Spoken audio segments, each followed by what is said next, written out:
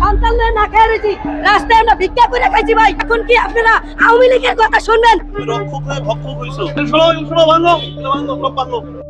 আসন্ন পবিত্র ঈদুল আজহাকে সামনে রেখে যাত্রীদের নিরাপদ ও নির্বিঘ্ন যাত্রা নিশ্চিত করতে রাজধানীর বিভিন্ন রেলওয়ে এলাকায় অবৈধ দখল উচ্ছেদ অভিযান পরিচালনা করেছে বাংলাদেশ রেলওয়ে।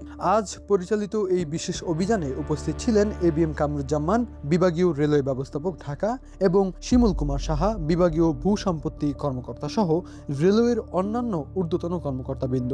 অভিযানটি পরিচালনা করা হয় Malibagh rail gate, Tejgaon wireless rail gate, cantonment rail gate এবং বিমানবন্দর রেলগেট এলাকায়। দীর্ঘদিন ধরে দখল হয়ে থাকা অবৈধ স্থাপনা ও বিভিন্ন জিনিসপত্র উচ্ছেদ করা হয় এ সময়।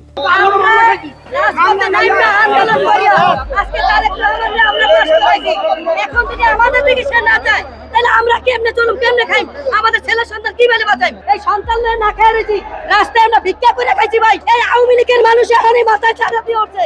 রক্ষক হয়ে ভক্ষক হইছো। আমি রাখি নাই স্যার। তোমার এখানে তুমি কমপ্লেইন করছো যে তুমি রাখো নাই?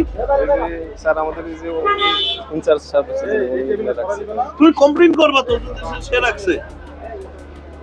শোনো ভাঙো সব ভাঙো। না, এটা তো আমি কোনো টাকা পয়সা নিই না। ঠিক আছে, আমাদেরও তো একজন ইনচার্জ আছে, উনি ওনার ইয়াতে থাকে আর কি। কি করবো আমরা, কি করি তার জায়গা তো ভাই কি কোন রকম চলতেই বলতো, কোন রকম চলতাম বাড়িতে আমরা ঈদকে সামনে রেখে ঢাকা থেকে বিমানবন্দরের মধ্যে যতগুলো লেভেল ক্রসিং গেট আছে, সেই গেটে আশেপাশে যে অবৈধ স্থাপনাগুলো আছে আমরা সেগুলো উচ্ছেদ করাই ছিল আজকে আমাদের লক্ষ্য, এবং আমরা সেটা করেছি। না, এটা তো কন্টিনিউ চলবে, ঈদের আগেও হবে, ঈদের পরেও হবে।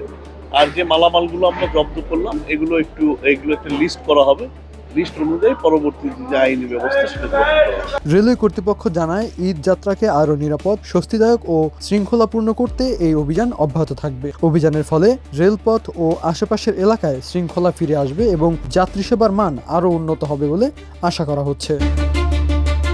ইমন খান, রেল নিউজ 24.com।